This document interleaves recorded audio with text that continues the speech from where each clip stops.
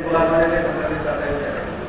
म्हणून मुलांचं मानसशास्त्रीय आणि शैक्षणिक संगोपन हा विषय घेऊन राज्यभरामध्ये मी जात असतो.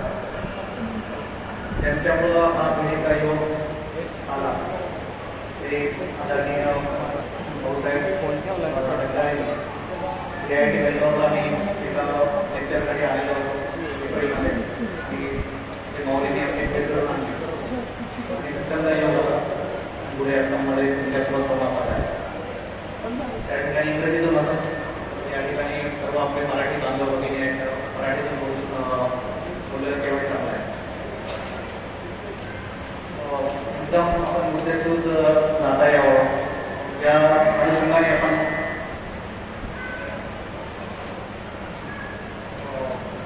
काही मुद्दे लागले सुटणार नाही या अर्थाने. एक सव्वा तास माझ्याकडे आहे. पुरेपूर द्यायला नक्कीने प्रयत्न करेल. एखाद्या महाराष्ट्रातल्या समूहाने वेगळ्या राज्यामध्ये जाऊन त्या ठिकाणी आपला जन्म बसवावा, आपले परिवार या ठिकाणी घेऊन यावं. ते परिवार घेऊन स्वतः व्यावसायिकदृष्ट्या जे ते मोठं व्हावं आणि स्वतः मोठं होत असताना आपल्या समूहातील, आपल्या समाजातील, आपल्या राज्यातील, आपले शेजारी, आपले नातेवाईक त्यांनाही स्वतः घेऊन यायचं आणि सर्वांनी मिळून पुढे जायचं. असं मला वाटते एकमेव राज्य असू शकते तिथे तामिळनाडू आणि पॉंडिचेरी या राज्याला.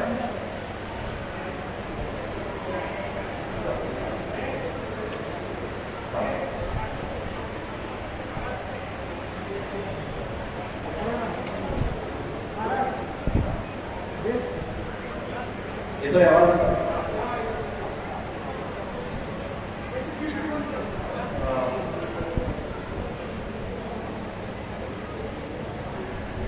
दरवर्षी आपण या ठिकाणी ग्रंथराज ज्ञानेश्वरी आणि हरिनाम सप्ताह जो आहे तो घेत आणि त्याला 15 वर्ष झालेले. 15 वर्ष एखाद्या कार्यक्रमामध्ये आणि ते आध्यात्मिक कार्यक्रमामध्ये सातत्य ठेवावं. आपला सर्व व्यवसाय उद्योग थोड्या वेळासाठी पॉज घेऊन ठप्प ठेवून आपल्या स्वतःचं सिंहावलोकन करावं, आत्मावलोकन करावं, आपल्या स्वतःची चाचपणी करावी. मागच्या वर्षीचं जे काही झालेलं असेल 19-20 ते पुन्हा या ठिकाणी येऊन जे आहे ते प्युरिफाय करावं, स्वच्छ करावं आणि पुढच्या वर्षीची एनर्जी किंवा ऊर्जा घेऊन जावं. असा हा मला व्यक्तिशः वाटते की स्पिरिच्युअल पॉज देणारा, आध्यात्मिक लेवलवर एक पॉज घेणारा हा कार्यक्रम आहे जो 6 ते 7 दिवसपर्यंत तुमच्या माझ्या आयुष्यामध्ये येते. इथे खरं म्हणजे आत्मावलोकनाची संधी मिळते सर्वांना. आपण रोजच्या रुटीनमध्ये नक्कीच प्रत्येकाच्या आयुष्यामध्ये काही ना काहीतरी 19-20 होत असते आणि ते 19-20 होणं जे आहे त्याला स्वच्छ करणं, स्वतःवर फोकस करणं. WHO म्हणून संस्था आहे की आपल्याला कोविड काळामध्ये भरपूर त्याचं नाव ऐकायला मिळालं. ते खेड्यापाड्यातून WHO जी आहे, वर्ल्ड हेल्थ ऑर्गनायझेशन, जागतिक आरोग्य संघटना, ती जी आहे ती आपल्याला ऐकायला मिळाली. खेड्याच्या माणसांना सुद्धा जागतिक आरोग्य संघटना कोविडमुळे माहिती झाली, नाही तर ती अभ्यासाचा भाग. या जागतिक आरोग्य संघटनेनं 1997ला 10 जीवन कौशल्य जी आहे ती सॉर्ट आउट केली. 10 जीवन कौशल्य, लाईफ स्किल्स म्हटलेलं आहे. जे पृथ्वी तलावर असणाऱ्या सर्व मानवांसाठी हे 10 जीवन कौशल्य जर आपण आत्मसात केले तर खऱ्या अर्थानं सुखी, समृद्ध, मनशांती मिळणारं जीवन आपल्याला जगता येऊ शकेल आणि स्वतःला सिद्ध करू शकता येईल. अशा पद्धतीने 10 जीवन कौशल्य आहे. आपला हा जो आध्यात्मिक सोहळा आहे 7 दिवसाचा सप्ताह, तो त्यातल्या पहिल्या जीवन कौशल्याशी निगडीत आहे असं मला व्यक्तिशः वाटते. कालपासून मी हे आनंद घेतो या सोहळ्याचा. आणि त्यातलं पहिलं जीवन कौशल्य आहे स्वची जाणीव. सर्व हे जीवन कौशल्य इंग्लिशमध्ये दिलेले आहे. इंग्लिशमध्ये त्याला सेल्फ इस्टीम असं म्हटलेलं आहे, स्वची जाणीव. हा जो सोहळा आहे आध्यात्मिक सोहळा ज्याला आपण स्पिरिच्युअल पॉज म्हणतो, हे एका विशिष्ट पिढीने 50 वर्षापूर्वी, 50 ते 45 ते 50 वर्षापूर्वी आलं एका पिढीने सुरुवात केली 15 वर्षापूर्वी. ती आता त्याच्यानंतरच्या पिढीकडे संक्रमित करण्यासाठी त्यांनाही या प्रवाहामध्ये आणून त्यांच्याकडे ही धुरा जी आहे ती सोपवण्यासाठी मग याच्यामध्ये सातत्य ठेवलं. ही जी पिढी आहे यांनी पुढे आणखी 5-25 वर्ष जे आहे ते पुढे द्यावं आणि त्यांचे आता 3rd जनरेशन जी आहे, तिसरी जी पिढी आहे तुमची, जी आता माझ्यासमोर 2-3 पिढी बसलेली आहे या वयोगटातल्या, ही पिढी काही व्यवसाय करते किंवा तुमचा व्यवसाय, आपला व्यवसाय पुढे नेतील असं कोणीच नाही. ते जगाच्या कानाकोपऱ्यात कुठेतरी वेगळ्या क्षेत्रात महाराष्ट्रामध्ये राहते, पण त्यांची मातीशी, मातृभूमीशी, मातेशी, आई वडिलांची नाळ जुळून राहावी यासाठी अशा पद्धतीचे स्पिरिच्युअल पॉज, आध्यात्मिक पॉज जे आहे ते त्यांना गरजेचं राहतं. तोच धागा पकडून जो आहे तो आपण मी शास्त्रामध्ये, धर्मशास्त्रापेक्षा विज्ञानामध्ये नेमकं काय दिलेलं आहे, सायकोलॉजीमध्ये नेमकं काय दिलेलं आहे मानसशास्त्रामध्ये, आणि त्याचा आध्यात्मिक कोरिलेशन किंवा सहसंबंध कसा आहे याच्यावर आपण आता बोलणार. राष्ट्रसंत तुकडोजी महाराज एका श्लोकामध्ये असं म्हणतात आणि संदर्भ देऊन म्हणतात, पशु पक्षी आणि कीटकांचा संदर्भ देऊन ते असं म्हणतात की पशु पक्षी कीटके किती, पशु पक्षी कीटके किती, बघ मेळ करुणी राहती, बघ मेळ करुणी राहती, आपत्ती येता कोणती, अति संघटनी या धावती, तू मानवाचा देह असूनी कान करी ही भावना, कुठं आर्यपुत्रा झडकरी तर सामुदायिक प्रार्थना. महाराजांनी सोप्या शब्दामध्ये मानवाला एक संदेश नव्हे तर आत्मपरीक्षणाची संधी दिली आहे या श्लोकामधून. आणि तो श्लोक असा आहे की जे किड्या, मुंग्या, माकोडे, पशु पक्षी कीटक यांना जमते ते तुला मानव म्हणून का बरं जमू नये. पशु पक्षी कीटके किती, मग वेळ करुणी राहती, आपत्ती येता कोणती, अति संघटनी या धावती, तू मानवाचा देहानं असून कान करी ही भावना. जसं पशु पक्षी किडे प्राणी सर्व एकत्र येऊन आपल्या समूहासाठी ते झगडतात, संघर्ष करतात, आपल्या समूह जिवंत राहावा, तो चांगल्या रीतीने त्यांना जीवन जगावं यासाठी एकमेकांना सपोर्ट करतात. तर मानवाला हे का जमत नाही असा प्रश्न जर तो मानवाला विचारतात. मला वाटते महाराजांच्या श्लोकांमधलं खऱ्या अर्थानं मानवांचा समूह एकत्र येऊन मानवाला सपोर्ट केला पाहिजे, सहकार्य केलं पाहिजे यासाठी ती एक मुहूर्तपण जी आहे ती या कार्यक्रमाच्या निमित्ताने ज्ञानेश्वरी पारायणाच्या आणि हरिनाम सप्ताहाच्या निमित्ताने 15 वर्षांपूर्वी या भागामध्ये रोवण्यात येते. याच्यापेक्षा दुसरं चांगले संकेत, शुभ संकेत जे दुसरे कोणते असू शकत नाही मला असं व्यक्तीच्या वाटतं. अशा कार्यक्रमामधून स्वची जाणीव आपल्याला शोधता येते. अशा कार्यक्रमामधून मला आत्मावलोकनाची संधी मिळते. अशा कार्यक्रमातून स्वची जाणीव ज्यावेळेस होते त्यावेळेस नागपूरचे बोबडे नावाचे कवी असं म्हणतात. नागपूरला बोबडे म्हणून कवी आहेत, त्यांनी स्वच्या जाणीवेच्या संदर्भात नाही पण त्यांनी अशी कविता लिहून ठेवली आणि ती आपल्याला या संदर्भामध्ये वापरता येऊ शकते. स्वची जाणीव म्हणजे माझ्यामध्ये असणाऱ्या जे प्लस पॉईंट आहे आणि मायनस पॉईंट, माझ्यामध्ये असणारे बलस्थान आणि दुर्बलस्थान, माझ्यामध्ये असणारे जे काही शक्तिस्थान आहेत ते आणि माझ्यामध्ये असणारे दुर्बलस्थान याचं विश्लेषण मला स्वतःला करता येईल, इतरांना नाही. त्याला स्वची जाणीव म्हटलेलं आहे. स्वच्या जाणीवेच्या संदर्भात ही कविता मला वापरता येऊ शकते आणि ती आहे की सागर पोहत बाहू बळाने नाव तयास मिळवणं मिळवले, सागर पोहत बाहू बळाने नाव तयास मिळवणं मिळवले. जो स्वबळावर सागर पोहून जाण्याची हिंमत ठेवतो त्याला मध्ये नाव मिळाली काय किंवा नाही मिळाली काय काही फरक पडत नाही. कारण त्यांनी स्वबळावर त्यांनी उडी मारलेली असते. मला नाव मिळेल उडी मारेल असं नाही. सागर पोहत बाहू बळाने नाव तयास मिळवणं मिळवले. पुढे ते असं म्हणतात की स्वयंचा जो तेजोनिधी तरणी तत्पुरी दीप जळवणं जो, जो स्वतः तेजोनिधी तरणी आहे, सूर्य आहे, स्वयंप्रकाशित आहे, त्याच्यामध्ये दीप जाळे काय किंवा नाही जाळे काय काही फरक पडत नाही. पुढे ते असं म्हणतात की जो करी कर्म आहे तो निरंतर वेद तयास बळवणं बरोबर. जो आहे तो आणि निरंतर काम करतो, कर्म करतो, फल की इच्छा न करते हुए गीतेतल्यासारखं काम करतो. त्याला वेद कळाले काय, त्याला किती वेद आहे, वेदामध्ये काय लिहिलं आहे नाही कळालं तरी चालते. जो करी कर्म आहे तो निरंतर वेद तयास कळवणं मिळवणे, ओळख पटली ज्यास स्वतःची देव तयास मिळवणं मिळवणे. ज्याला स्वतःची ओळख पटली त्याला मंदिर, मशीद, गुरुद्वारा याची उंबरणी देण्याची आवश्यकता नाही. कारण तुमच्या माझ्या सर्व पृथ्वी तलावाच्या सर्व धर्मबंध संप्रदायामध्ये स्वमध्ये असलेल्या ईश्वराचं रूप जे आहे, स्वतःमध्ये असणाऱ्या ईश्वराचं रूप जे आहे ते सर्व वेगवेगळ्या ठिकाणी जे आहे ते मानलेलं आहे. आपल्या मराठीमध्ये सुद्धा एक सुरेख भजन आहे आणि ते भजन आहे की कुठे शोधिशी रामेश्वर, कुठे शोधिशी काशी, हृदयातील भगवंत राहिला हृदयातील उपाशी. इंग्लिशमध्ये सुद्धा ख्रिश्चनिटीमध्ये God permeates everywhere in each and every elements of nature whether it is living or non living असं म्हटलेलं आहे. जळी स्थळी काष्टी पाषाणी सर्व ठिकाणी ईश्वराचं अस्तित्व आहे. मग सर्व ठिकाणी जर ईश्वराचं अस्तित्व असेल प्रत्येक ठिकाणी सजीवांमध्ये आणि निर्जीवांमध्ये, तर मी एक सजीव आहे आणि माझ्यामध्ये सुद्धा ईश्वरी जे आहे ते अस्तित्व आहे.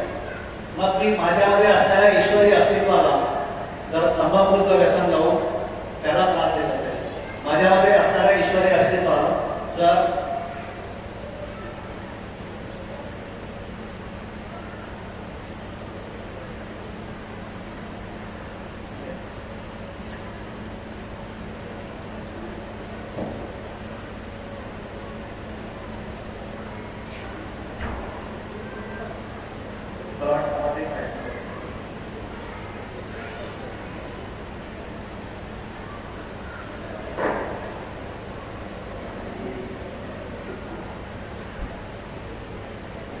ही जर ईश्वर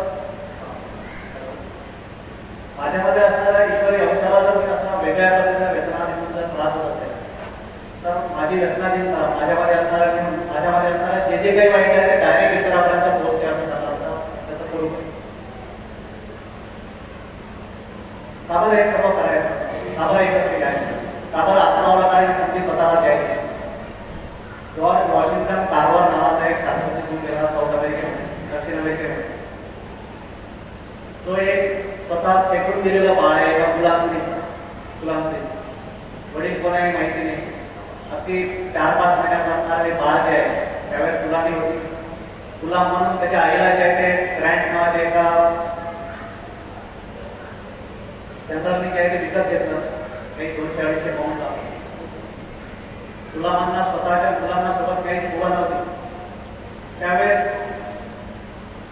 त्या गुलाम स्त्रीला आपल्या छोट्या बाळाला एका शेतामध्ये एका झुडपाजवळ ठेवून द्यायची पाळी तिच्यावर आली त्यानंतर आयुष्यामध्ये त्या आईला आपलं बाळ जे आहे ते आयुष्यात कधी भेटलं नाही कारण गुलामांना जे आहे ते मारून टाकलं जायचं काही विशिष्ट वेळानंतर ते रडणारं बाळ जे आहे ते 5 ते 6 महिन्याचं ते एका मोजेस नावाच्या एका जर्मन कुटुंबाला जे आहे ते आवाज आला त्या शेतामध्ये राहायचं त्यांना वाटतं की बाळाचा आवाज येत रडायचा त्याची मोजेस जी आहे ती तिथे बघत गेली तर सायंकाळची वेळ होती बाळा जे तडपडताना दिसलं त्या बाळाला उचलून घेतलं ते निग्रो बाळ होतं बाळा उचलून घेतलं हे जे मोठेच कुटुंब होतं जर्मन कुटुंब ज्या शेतामध्ये राहत होतं फार्म हाऊसमध्ये त्यांना मुलबाळ नव्हतं त्यांना असं वाटतं की कदाचित ईश्वराने अवकाळी नसतेच आपल्याला हे बाळ दिलेलं आहे त्या बाळाची पालन पोषण केलं पुढे त्याला शिकायला लागलं 15 ते 17 किलोमीटर हे बाळ जे ते तिकडे शिकायचं जात होतं तरी लांबला जर प्रवास आहे स्वतंत्र एकोला नावाच्या पुस्तकामध्ये दिलेला आहे तो प्रत्येक या पिढीतल्या प्रत्येक मुलाने पुस्तक वाचणं हे गरजेचं आहे ज्या ज्या लोकांना आपल्या आयुष्यामध्ये खूपच संकट आहे समस्या आहेत आपलं आयुष्य म्हणजे असंच आहे काही पडलेलं नाही आयुष्यामध्ये असं ज्या ज्या लोकांना वाटते त्यांनी हे पुस्तक वाचलं की त्यांच्या डोक्यातली ही सारी धडपड जी आहे कुठल्या वेळेस पळून जाते कारण मानवाच्या वाट्याला आलेलं दुःख जे आहे ते जगाच्या जास्तीत जास्त 5 ते 10 लोकांच्या वाट्याला आलेलं जगात इतक्या प्रतिकूल परिस्थितीमध्ये जन्मलेलं बाळ वाढलेलं बाळ नंतर संघर्ष करत असं एकही काम नाही तिथे कारभाराने केलेलं नाही त्याचं नाव जॉर्ज ठेवलं गेलं JW कारभार म्हणून हा साऊथ अमेरिकेमध्ये नंतर शिकून असा पद्धतीनं पुढे गेला व्यक्ती की साधारणतः 3000च्या वर फेकून दिलेलं हे जे बाळ आहे त्याच्या आयुष्यामध्ये इतका मोठं झालं ते 3000च्या वर एका नावावर याचे शोध आहे कृषी क्षेत्रातल्या आणि तिसरं की हा जो प्रकार आहे बिवड हा जो प्रकार आहे रंग जे आहे आपल्या देशावर रंग दिलेले दिसतात त्याची ड्युरेबिलिटी वाढण्यासाठी आवश्यक असणारे जे काही संशोधन त्यांनी केलं असे 3000च्या वर त्या फेकून दिलेल्या बाळाच्या कामाचे याचे शोध आहे हे बाळा जे आहे ते नंतर JW कारभार एक प्रबंध झाला असं म्हणतो की आपण समाजाची कशी व किती सेवा करू शकतो यावर आपल्या जीवनाची सार्थकता अवलंबून आहे आपण समाजाची कशी व किती सेवा करू शकतो यावर आपल्या जीवनाची सार्थकता अवलंबून आहे आपल्या कुटुंबाचे म्हटलेलं नाही इथे स्वतःची म्हटलेलं नाही तर इथे आपल्याला स्वतःचे न म्हणता आपण समाजाची कशी व किती सेवा करू शकतो यावर आपल्या जीवनाची सार्थकता अवलंबून आहे असं म्हटलंय काबर करायचं आहे हे सर्व काबर एकत्र यायचं काबर अशा पद्धतीनं आपल्या आयुष्यात आपलं व्यवस्थित रुटीन वर्षभर सुरू असताना काबर हा स्पिरिच्युअल किंवा आध्यात्मिक पॉज घ्यायचा त्याच्यासाठी याच परिसरामध्ये असणारे साऊथ इंडियामध्ये असणारे ईशा फाउंडेशनचे जे व्यक्ती वासुदेव आहे संपूर्ण आपण त्यांना तर ते असे शिष्यांसमोर बसलेले आहेत ते पूर्ण जगातल्या सर्व विद्यापीठामध्ये पन्नासमोर बोलायला जातात आणि त्यांनी एक वाक्य जे ते घरीतून आपल्या सर्व शिष्यांसमोर वापरतात ते वाक्य असं होतं की it is not enough to enjoy today that we wake up in the morning it is not enough to enjoy today that we wake up in the morning आज सकाळी आपण झोपेतून उठू शकलो एवढंच कारण आपल्या आजच्या आनंदासाठी पुरेसं नाही करत सर्व शिष्य बसलेले आहे सर्व शिष्य बसलेले आहे आज सकाळी आपण आज 14 ऑगस्टची सकाळ आपल्या वाट्याला आली. एवढंच कारण 14 ऑगस्टच्या आनंदासाठी म्हणजे आजच्या आनंदासाठी पुरेसं नाही का असा प्रश्न तो ऑडियन्सला हे नक्की जे आहे विचारतात. त्यांच्या समोर बसलेली शिष्य आहे.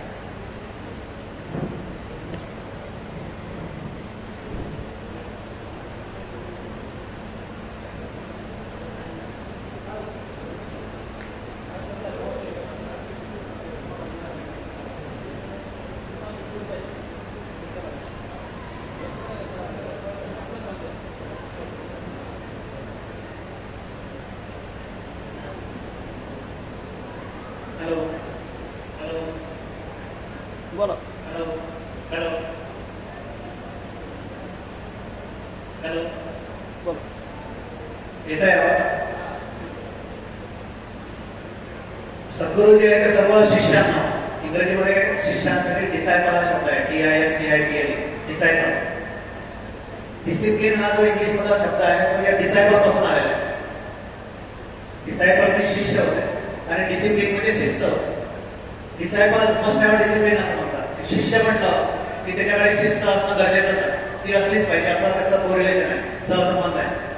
अशा हजारो डिसायपल्समोर, शिष्यांसमोर सद्गुरू म्हणत आहे, is it not enough to enjoy today that we wake up in the morning? आज सकाळी आपण 14 ऑगस्टला झोपेतून सकाळी उठू शकतो, एवढंच कारण आजच्या आनंदासाठी पुरेसं नाही काढलं. समोरले हजारो शिष्य आहेत, त्यातला एक शिष्य जो आहे चमचमीत, तो सद्गुरूंना विचारते की Sadguru, is it the reason behind our happiness that we wake up in the morning? आज सकाळी आपण झोपेतून उठू शकलो, एवढंच काही कारण पुरेसं आहे म्हणते आपल्याला आजच्या आनंदासाठी? असा प्रश्न विचारते. काही सांगता मला सकाळी झोपेतून उठलो म्हणजे आजचा आनंद पुरेसा आहे? सद्गुरू त्याला म्हणतात, yes, it is the reason behind our happiness that we wake up in the morning.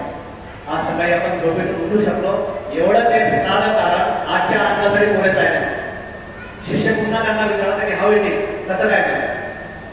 सद्गुरू त्यांना सांगतात की काल 13 ऑगस्टच्या रात्री बरीचशी मंडळी जी आहे ती सर्व जेवण वगैरे करून आपल्या घरी गेली. मी सुद्धा झोपायला गेलो. काल 13 ऑगस्टच्या रात्री जगातले कोट्यवधी लोक झोपे गेले होते. त्या कोट्यवधी लोकांपैकी, झोपी गेलेल्या लोकांपैकी लाखो लोकांनी जगातल्या आजची सकाळ पाहिलेली नाही, 14 ऑगस्टची सकाळ पाहिलेली नाही. त्या लाखो लोकांमध्ये, हे जग सोडून जाणाऱ्या लाखो लोकांमध्ये तुमचा माझा नंबर नाही. एवढंच कारण आजच्या 14 ऑगस्टच्या आनंदासाठी पुरेसं आहे असं ते म्हणतात. समजा आज आपण 14 ऑगस्टला झोपी जाणार आहोत. 14 ऑगस्टला झोपी जाणार आहे सर्व. आता आजचे सर्व हरिपाठ आणि हे सर्व रात्रीचे कार्यक्रम झाल्यानंतर 15 ऑगस्टची सकाळ म्हटल्यानंतर आपण अमृत महोत्सव साजरा करतोय. उद्या झोपी गेल्यानंतर मी झोपी जाणार आहे. सकाळी तुम्ही आणि आम्ही सर्व लोक जे आहेत ते डोळे उघडणारच आहे, काही काळजी करायचं कारण नाही. डोळे उघडले मी आहे, बाजूला पाहिलं आपली पत्नी आहे, पती आहे, त्यांचा श्वासोच्छवास सुरू आहे, ब्रिदिंग चाललेला आहे, इट्स ओके. इकडे पाहिलं मुलं बाळा जे आहे तेही तडतड करत आहेत, त्यांचाही श्वासोच्छवास चाललेला आहे. That's enough. तेवढंच कारण 15 ऑगस्टचे आनंदासाठी पुरेसं आहे असं रोजच्या जगण्याकडे अतिशय पॉझिटिव्हली आणि सकारात्मकपणे पाहण्याचं अनेक ग्रंथांमध्ये, धर्मग्रंथांमध्ये सांगितलेलं आहे. इंग्लिशमध्ये एक छान कोटेशन आहे की today is the only day in our life, know yesterday than tomorrow. आपल्या आयुष्यामध्ये टुडे म्हणजे आज हा एकमेव दिवस असतो.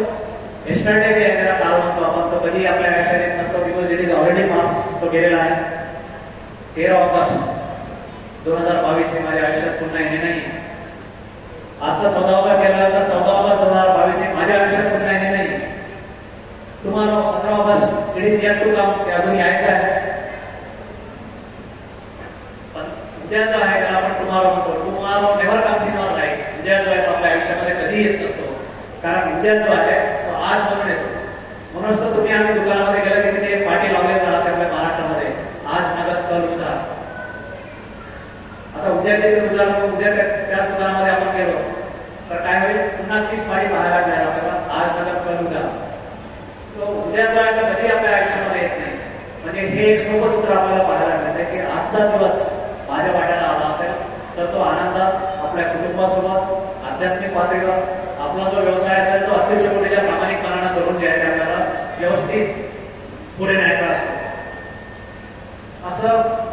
दिवस जो आहे आपल्या वाट्याला आलेला तो कोणता दिवस येईल हे काही सांगता येऊ शकत नाही. इंग्लिशमध्ये म्हणतात की who knows that tomorrow may be or may not be there in your life. कुणी सांगायचं उद्याची सकाळ माझ्या वाट्याला असेल किंवा नसेल पण. त्याच्यामुळे आजचा दिवस व्यवस्थित घालवण्यासाठी म्हणून आटोकाट प्रयत्न करणे, प्रामाणिक प्रयत्न करणे हे प्रत्येक व्यक्तीचं जे आहे ते काम आहे. अभंग पण आहे की कोण दिवस येईल कैसा नाही देहाचा भरोसा. हे जे आहे ते राष्ट्रसंत तुकडोजी महाराजांनी वेगळ्या पद्धतीने त्यांच्या याच्यामध्ये सांगितलंय की कोण दिवस फक्त भजन आहे. कोण दिवस येई कसा कोण जाणतो, कोण दिवस येई कसा कोण जाणतो, एक दिवस हत्तीवरी मिरविती नवऱ्यापरी, एक दिवस हत्तीवरी मिरविती नवऱ्यापरी, एक दिवस पीठ भाकरी दारी मागतो, कोण दिवस येई कसा कोण जाणतो. पुढे महाराज म्हणतात की एक दिवस मान जनी, आज मान असतो आपल्या जनी, एक दिवस मान जनी चौरे ढोलतील तनी, एक दिवस न पुसे कोणी सोडी प्राण तो, कोण दिवस एक असा कोण जाणतो. एकच दिवस जो आहे तो वाट्याला आलेला तो व्यवस्थित आपल्या प्रामाणिकपणाला पुढे नेणं हेच तुमचं माझं जे आहे ते पहिलं आणि आद्य कर्तव्य असते. हा धागा पकडून आपण आपल्या मुलांचं संगोपन करणे, आपल्या मुलांच्या सोबत संवाद साधणे. 3 जनरेशन माझ्यासमोर इथे बसलेले आहेत. 3 पिढ्या ज्या आहेत, एक आहे आजी आजोबांची पिढी, नंतरची आहे त्यांच्या मुला मुलींची पिढी आहे, मुला आणि सुनबाईंची पिढी, त्यांच्यानंतर त्यांचे जे मुलं बाळ वाटते नातवंड त्यांची पिढी आपल्यासमोर बसलेली आहे. तिन्ही पिढ्यामध्ये जमीन आसमान चालणार आहे.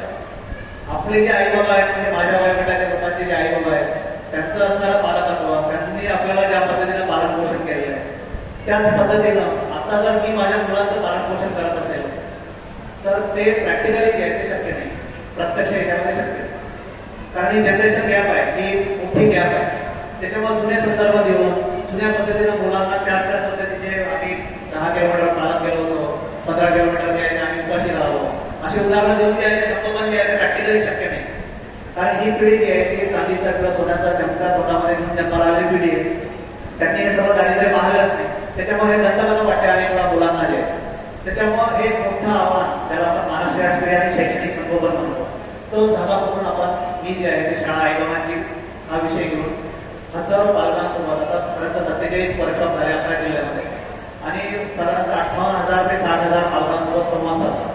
ते आपलं वर्कशॉप असते, आपण व्हिडिओ दाखवतो, मुलांची पालकांशी संवाद साधतो, त्यांना प्रश्नावल्या देतो, त्यांच्याकडून प्रश्न घेतो आणि त्या प्रश्नांची उत्तरं जी आहे ते आपण 3-3.5 तासामध्ये त्याला फेस करतो. असं ते स्वरूप आहे. आध्यात्मिक बेस जो आहे त्याला आपण स्पिरिच्युअल पोषण म्हटलेलं आहे मानसशास्त्रामध्ये. कारण प्रत्येक व्यक्तीच्या जीवनामध्ये असणं गरजेचं आहे आणि या कार्यक्रमाचं कोरिलेशन मानसशास्त्रीय दृष्टिकोनातून कसं महत्वाचं आहे हा धागा पकडून मी तुमच्याशी आज संवाद साधतो. शिकत असताना शिक्षणाच्या वेगवेगळ्या व्याख्या ज्या आहेत तुम्हाला मला ऐकायला मिळालेल्या आहे. स्वामी विवेकानंदांनी व्याख्या केलेली आहे की education is the manifestation of perfection which is already in human being. इंग्लिशमध्ये वाक्य केले, मराठीमध्ये त्यांनी म्हटलंय की शिक्षणानं प्रत्येक व्यक्तीच्या जीवनात education is the manifestation of perfection. मानवामध्ये आधीच जे पूर्णत्व विद्यमान आहे त्याचं केवळ प्रगटीकरण करणं म्हणजे शिक्षण. म्हणजे प्रत्येक मानवाला महत्व देणार ही त्यांची व्याख्या आहे स्वामी विवेकानंदांची. पुढे गांधीजीची एक वेगळी व्याख्या आहे की no education is greater than life itself. कोणतेही शिक्षण हे जीवनापेक्षा श्रेष्ठ असू शकत नाही, कोणतेही शिक्षण हे जीवनापेक्षा श्रेष्ठ असू शकत नाही. पण इथे पूर्णविराम नाही, तिथे कॉमा आहे. No education is greater than life itself. कोणतेही शिक्षण हे जीवनापेक्षा श्रेष्ठ असू शकत नाही. But life without education is invalid. पण शिक्षणाशिवाय जीवन हे व्यर्थ आहे. When life is ornamented with education, it becomes healthy as well as wealthy असं म्हटलेलं आहे. ज्यावेळेस शिक्षणाला जीवन अलंकृत करतो आपण त्यावेळेस ते एक सशक्त आणि समृद्ध जीवन बनते. गांधीजींची व्याख्या आपल्या आयुष्यामध्ये तुमच्या माझ्या आयुष्यामध्ये शिक्षणाचं महत्व किती आहे आजच्या जगामध्ये हे अभिप्रेत आहे किंवा हे इंडिकेट करते, हे निर्देशित करते. सोपी व्याख्या केली शिक्षणामध्ये तुमच्या माझ्या जीवनाशी लागू पडते आणि ते आहे education means the change in behaviour. वर्तन परिवर्तन करते ते शिक्षण. जे शिक्षण घेतल्यानंतर माझ्या वर्तनामध्ये माझ्या वागण्यामध्ये जर बदल होत नसेल, परिवर्तन होत नसेल तर असं शिक्षण किती उच्च कोटीचं शिक्षण असेल तर ते कुचगामी आणि निरर्थक असते. ही निर्देशित करणारी ही व्याख्या, ही निर्देशित करणार तुम्हाला मला माहिती असेल त्याच्यापैकी जे पदवीधर लोक आहेत, आपण दीक्षांत समारंभाला जातो विद्यापीठामध्ये, युनिव्हर्सिटीमध्ये, आणि आपण त्यावेळेस ग्रॅज्युएशनची एखादी पदवी देतो तिथे, तर ही पदवी जी आहे ती पदवी आपल्याला प्रदान करत असताना ती अशी ओपन करून देत नाही अशी, तर ती कुंबळी करून देते. कुंबळी शब्द माहिती आहे तुम्हाला? कुंबळी करून देते, अशी कुंबळी करून देते. का बरं ही ओपन करून देत नसेल, कुंबळी करून का बरं देत असेल ही पदवी? कारण पदवी मिळते, पदवीची कुंबळी मिळते, आणि पदवीच्या माध्यमातून मला ज्ञान आणि कौशल्य मिळते. पदवीच्या माध्यमातून मिळालेलं ज्ञान आणि कौशल्य जे आहे ते जर मी ओपन करणं म्हणजे लोकाभिमुख किंवा समाजाभिमुख करत असेल, तर ती पदवीची कुंबळी जी आहे ती कुंबळीच्याच लायकीची असते, असं त्यांना निर्देशित करायचं असतं. मला जर एखादं ग्रॅज्युएशन, पोस्ट ग्रॅज्युएशन झाल्यानंतर, पदवी मिळाल्यानंतर, पदव्युत्तर पदवी मिळाल्यानंतर, आचार्य किंवा डॉक्टरेट झाल्यानंतर माझं हे ज्ञान, कौशल्य, अनुभव, माहिती जर मी लोकाभिमुख, समाजाभिमुख, समाजाच्या उत्थानासाठी उत्कर्षासाठी जर वापरू शकत असेल, त्यातून केवळ मी स्वार्थी हेतू घेऊन माझाच विकास करत असेल, तर अशा पद्धतीच्या कुठल्या किंवा पदव्या ज्या आहेत त्याला कुठलाही अर्थ उरत नाही. हे त्याचं महत्वाचं कारण आहे. त्यामुळे लोकाभिमुख करणे साठी नेमकं काय अपेक्षित आहे? असे अनेक लोक आहेत की त्यांच्याकडे मानसशास्त्रामध्ये किंवा शिक्षणशास्त्रामध्ये 4 प्रकारचे बुद्धिमत्ता सांगितलेले आहेत. 4 प्रकार आहेत. त्यातल्या तुम्ही आम्ही सारे लोक जे आहेत ते केवळ आपल्या मुलांचं संगोपन करत असताना, मुलांना वाढवत असताना, मुलांना शाळा महाविद्यालयामध्ये टाकलेलं असताना केवळ एकाच क्वेश्चन्सवर आणि एकाच बुद्धिमत्तेवर आपण फोकस करतो, केंद्रित होतो. आणि ती बुद्धिमत्ता आहे IQ, ज्याला आपण इंटेलिजन्स क्वेश्चन्स असं म्हणतात. नुसतं बुद्धी, किती पर्सेंटेज मिळाले, 90 मिळाले, 95 मिळाले, 96 मिळाले, 97ला 96 पेक्षा हुशार, आणि 70ला खूपच गावतो, असं साधारणतः त्याला आपण सांख्यिकीय दृष्टिकोनातून ग्रोथ होणे किंवा विकास होणे म्हणतो. इंटेलिजन्स क्वेश्चन जे आहे केवळ बुद्धिमत्तेच्या भरोशावर, केवळ IQच्या भरोशावर, केवळ एका या बुद्धिमत्तेच्या भरोशावर जे आहे ते माणसाला यशस्वी होता येत नाही. माणसाला समाजमनामध्ये जे आहे ते लोकांच्या मनात, हृदयात घर करता येत नाही. असे जे लोक आहेत ते स्वतःचा विकास करू शकते, त्यांना मोठमोठ्या नोकऱ्या पण मिळतील, पण त्यांना समाज स्वीकारत नाही. हे लोक जे आहेत ते समाजापासून, आपल्या कुटुंबापासून, आपल्या राष्ट्रापासून डिटॅच होतात, ते निघून जातात. पुन्हा त्यांना आपल्या राष्ट्राकडे जे आहे ते फिरकाव सुद्धा वाटत नाही. असं शिक्षण मला व्यक्तिशः असं वाटते की ते कुचकामी आहे, जे मला मातेपासून म्हणजे माझ्या आईपासून, त्याच्यानंतर माझ्या मातृभाषेपासून म्हणजे मदर टंग पासून, आणि माझ्या मातृभूमीपासून विलग करते, डिटॅच करते, तोडते. म्हणजे आईपासून, मातेपासून, मातृभाषेपासून आणि मातृभूमीपासून जे मला विलग करते, असं शिक्षण मी किती मोठ्या मोठं जरी घेतलं असेल तर ते निरर्थक आणि टाकाऊ शिक्षण आहे असं मला व्यक्तिशः वाटतं. जे मला मातीशी, मातृभाषेशी, मातेशी म्हणजे आईशी, मातृभूमीशी कनेक्ट करते, जोडून ठेवते. मग मी जगाच्या कानाकोपऱ्यात कुठेही असेल तरी माझी ही नाळ जी आहे ती तुटू देत नाही. तशा स्वरूपातलं जर शिक्षण होत असेल तर त्याच्यासाठी मला इतर 3 क्वेश्चन्सवर, इतर 3 प्रकारच्या बुद्धिमत्तेवर तुम्हाला मला माझ्या मुलाबाळांसाठी जे आहे ते प्रयत्न करावा लागणार आहे, परिश्रम घ्यावा लागणार आहे, जाणीवपूर्वक प्रयत्न करणं गरजेचं आहे. तसं नाही केलं तर आपली मुलं जी आहे ती मोठमोठ्या पॅकेज घेऊन नक्की जे आहे ते विदेशात जाते, कोट्यावधी रुपये कमावते. पण तुम्ही, मी जे आहे, माझी जागा जी आहे ती नक्की वृद्धाश्रमामध्ये असेल, होऊ शकते माझ्या वाट्याला ती सेवा करणार कोणीही नसेल. मी एक टाकाऊ व्यक्ती म्हणून माझा वृद्धापकाळ काळात राहिला, मला काय करावं लागेल, व्यतीत करावं लागेल. इतकी दुर्दैवी अवस्था जी आहे ती होऊ शकते. मी जर याच्यावर आता कॉन्शियस झालो नाही तर म्हणजे आमच्या पिढीची पुढची पिढी जी आहे ती आमचं पालकत्व ज्याच्यामुळे आमच्या अगोदरची पिढी आणि आम्ही हे दोन्ही भाग्यवान असे आहोत की तुमच्याशी आम्ही कनेक्ट आहोत. माझे 86 वर्षाचे बाबा माझ्यासोबत आहे, 81 वर्षाची आई माझ्यासोबत आहे, आता माझ्यासोबत आहे असं म्हणणंच मुळात दुर्दैव विलास आहे. खरं म्हणजे मी त्यांच्यासोबत आहे, मी त्यांच्यासोबत आहे. म्हणजे या आई बाबासोबत राहायचं भाग्य मला लाभलेलं आहे. एका प्राथमिक शिक्षकाचा मी मुलगा आहे आणि 86 वर्षापर्यंत म्हणजे माझ्या वयाची 55 मी आता पूर्ण केली. 55 वर्षापर्यंत आई वडिलांचा सहवास लाभणे याच्यापेक्षा दुसरं भाग्याचं काही असू शकते. मला पद बोलताना सेकंडरी भाग आहे, हा दुय्यम आहे. पण इतका प्रदीर्घ काळ मला आई वडिलांचा सहवास मिळू शकते याच्यापेक्षा भाग्याचं काही असू शकत नाही. पण हा प्रदीर्घ काळाचा सहवास जो आहे तो माझ्या मुलाबाळांपासून मिळेलच मला याची खात्री देता येऊ शकत नाही. याचं कारण असं आहे, तशी ही जर खात्रीनं मला जर मिळवायचं असेल तर त्याच्यासाठी मला माझ्या मुलाबाळांवर परिश्रम घेणं, 3 बुद्धिमत्तेच्या संदर्भात करून घेणं आवश्यक आहे.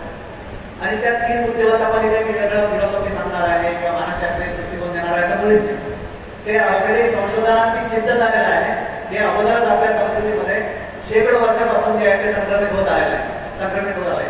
हे जर हा जो कार्यक्रम आहे हा त्या मानसशास्त्रीय संशोधनाचा भाग आहे, जो ऑलरेडी ज्ञानोबा, तुकोबा त्यांच्या अगोदर सर्व पिढी आहे त्यांनी आपल्यापर्यंत एक मोठा ठेवा, सुवर्ण योग ज्याला म्हणतात सुवर्ण ठेवा जो आहे तो या सर्व लोकांनी आपल्या माझ्या आयुष्यामध्ये दिलेला आहे.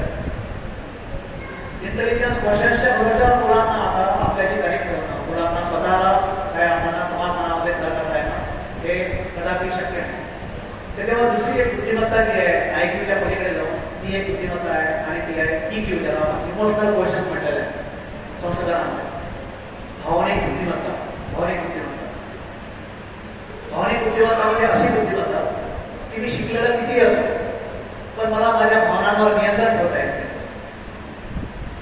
ते जर नियंत्रण ठेवता येत असेल तर माझ्या आयुष्यामध्ये कोणती बुद्धिमत्ता मिसिंग आहे किंवा हुकलेली आहे तर ती असते भावनिक बुद्धिमत्ता, ज्याला इमोशनल क्वेश्चन्स म्हणते.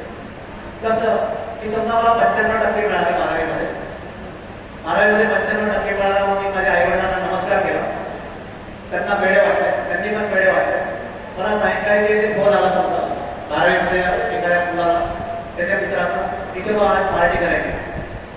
मी पार्टी करण्यासाठी म्हणून त्याला फोन आला, त्यांनी वडिलांकडून आम्ही जेवायला जात आहे म्हणून फोटो करून द्यायचे पैसे घेतले आणि तिकडे जाऊन जे आहे ते या मार्ग मिळवण्याच्या आनंदामध्ये जे आहे ते समुद्र किनाऱ्यावर दारू ढोसली. दारू ढोसल्यानंतर हे 12वीचे 6च्या 6 मुलं जे आहेत ते समुद्राच्या लाटेमध्ये इतके बेधुंद झालेले होते की त्यांना ओहोटीच्या याच्यासोबत 6च्या 6 आहे, 12वी झालेल्या 90%च्या वर मिळालेल्या 6 मुलांना आपला जीव गमवावा लागला. जीव गमवा हे सर्व काय दंतकथा नाही, हे सत्य आहे. आता यांना जीव आपला कावर गमवावा लागला कारण त्यांच्याकडे IQ जे आहे इंटेलिजन्स क्वेश्चन ते तर आहे प्रचंड. त्यांनी स्वतः सिद्ध केलेलं आहे, ते अशा पद्धतीने सिद्ध केलेलं आहे की 90%च्या वर त्यांनी मार्क मिळवलेले आहे. मग त्यांच्या आयुष्यामध्ये काय मिसिंग आहे, काय हुकलेलं आहे तर त्यांच्या आयुष्यामध्ये भावनिक बुद्धिमत्ता ही मिसिंग आहे. जे काही शाळेमध्ये किंवा महाविद्यालयामध्ये त्याच्यावर फोकस केला जाईल किंवा त्याच्यावर प्रयत्न केला जाईल सांगता येत नाही. भावनिक बुद्धिमत्ता मिसिंग आहे, ते काय मिसिंग आहे तर त्याला स्वतःच्या भावनांवर नियंत्रण ठेवता आलं नाही. स्वतःच्या भावनावर म्हणजे आनंद झाल्यावर तो उन्माद होतो किंवा दुःख झाल्यावर त्या वेदना होतात, समजा त्या वेदनांवर नियंत्रण ठेवण्यासाठी आवश्यक असणारी ती बुद्धिमत्ता लागते. त्याला मानसशास्त्रामध्ये भावनिक बुद्धिमत्ता असं म्हटलेलं आहे. एकच उदाहरण सॅम्पल दिला, असे शेकडो उदाहरण देता येऊ शकतात. असे अनेक लोक जे आहेत त्या जगाच्या पाठीवर आहेत की ज्यांना कुठलीही पदवी नाही, कुठली पदवी नाही, कुठलंही सर्टिफिकेट नाही, ते शाळेमध्ये गेलेले नाही, गेले तरी 3ऱ्या 4थ्या वर्गामधून त्यांनी शाळा सोडलेली तरी सुद्धा त्यांच्या नावाने विद्यापीठ आहे, त्यांच्या नावाने. कशाला आपण अशा पूर्णपणे महाराष्ट्राचे सर्व तुम्ही आम्ही जे आहे ते नागरिक आहोत की ज्या महाराष्ट्रामध्ये 4 विद्यापीठ असे आहेत की जे अशिक्षित आणि अल्पशिक्षित लोकांच्या नावाने आहेत. पुण्याचं आंतरराष्ट्रीय विद्यापीठ क्रांतिज्योती सावित्रीबाई फुलेंच्या नावाने आहे. क्रांतिज्योती सावित्रीबाई ज्या आहेत त्या अशिक्षित असणारी ही महिला किंवा माई महात्मा फुलेंच्या सहवासात आले, नंतर शिक्षण घेतलं, नंतर शिक्षण घेऊन जे आहे ती देशाची पहिली शिक्षिका, पहिली मुख्याध्यापिका असं बरंच काही की संघर्ष करून जे आहे ते स्वतःला सिद्ध केलं. पण तरीही त्याच्या वाट्याला पदवी नाही. असं कुठलीही अशिक्षित असणारी किंवा पदवी नसणारी सावित्रीबाई फुले तिच्या नावाने आंतरराष्ट्रीय विद्यापीठ आहे, त्यांच्या नावाने निधी दिला जातो पुणे विद्यापीठ. आम्ही इकडे जे राहतो नागपूरच्या परिसरामध्ये समजा तर नागपूर विद्यापीठाला 4थ्या वर्गातून शाळा सोडून दिलेल्या, रानोरान भटकणाऱ्या, नदी नाल्यांनी भटकणाऱ्या, 4थीतून शाळा सोडून देणाऱ्या पण एक क्रांतिकारी ग्रंथ लिहून ठेवणाऱ्या राष्ट्रसंत तुकडोजी महाराजांच्या नावाने नागपूर विद्यापीठाला नाव आहे. 4थीतून शाळा सोडून दिली राष्ट्रसंत तुकडोजी महाराज नागपूर विद्यापीठ नागपूर, 4थीतून शाळा सोडून दिली. आम्ही ज्या विद्यापीठाच्या परिसरामध्ये राहतो अमरावती विद्यापीठ, यवतमाळ जिल्हा अमरावती विद्यापीठ, त्या विद्यापीठाला नाव ज्यांचं आहे त्यांच्याकडे साधं सर्टिफिकेट सुद्धा नाही, प्रमाणपत्र नाही, ते कोणत्या शाळेत गेलेले नाही. लोकांच्या मनाची घाण साफ करणे आणि परिसराचे घाण साफ करणे एवढंच त्यांनी आयुष्यभरासाठी आपलं वरण घेतलं होतं. अशा संत शिरोमणी गाडगे बाबांच्या नावाने अमरावती विद्यापीठ आहे. पुढे आपण तिकडे गेलो उत्तर महाराष्ट्रामध्ये तर गाडगे बाबांची आपली बहीण शोभाबाई जी निरक्षर आहे, तिला स्वतःच्या इतक्या सुंदर कविता ज्या त्या स्वतःच्या हाताने लिहिता पण येत नव्हत्या, ते त्यांच्या बंधुराजांनी सोपानदेव चौधरी लिहून काढल्या. अशा बहिणाबाई चौधरीच्या नावाने उत्तर महाराष्ट्र विद्यापीठ आहे. बहिणाबाई चौधरीने काय सुरेख लिहून ठेवलेलं आहे. बहिणाबाई चौधरींना एक जोग्या जो आहे जोगी भिक्षेकरी, तो एका माहेर वाशिणीच्या घरासमोरून जात असतो. माहेर वाशिणी जी आहे तिला खूप त्रास असते. दारुड्या नवऱ्याच्या वाट्याला असतो. माहेर वाशिणीला दारुड्या नवऱ्याचा त्रास व्हायचा सहन होत नाही, तरी सुद्धा ती त्याच्याकडे राहते. तिला 2 मुली असतात तिला, आणि 2 मुली ज्या आहेत तिच्या पायी किंवा त्यांच्या सोख्यापायी तिच्या आनंदासाठी मुलीच्या आनंदासाठी पण हा त्रास दारुड्या नवऱ्याचा मार द्वारे सहन करते. हा त्रास जो आहे तो रोज भिक्षेकरी असणारा जो जोगी आहे तो पाहत असतो, आणि जोगी जो आहे तर तिला विचारते, कुणाला, त्या माहेर वाशिणीला, की तू कशी काही इथे राहते, एवढा त्रास देतो तो दारू पिऊन तुला, तू इथून याला सोडून जायला पाहिजे. तर बहिणाबाईंनी तिच्या ज्या भावना आहेत, त्या माहेर वाशिणीच्या भावना त्या सोप्या शब्दामध्ये काय केल्या, लिहून काढल्या. आणि ती म्हणते बहिणाबाई की ऐका रे जोग्या. जोगी म्हणते की तू हे सोडून जायला पाहिजे, या दारुड्या नवऱ्याला सोडून द्यायला पाहिजे, याला याच्यापासून घटस्फोट घ्यायला पाहिजे.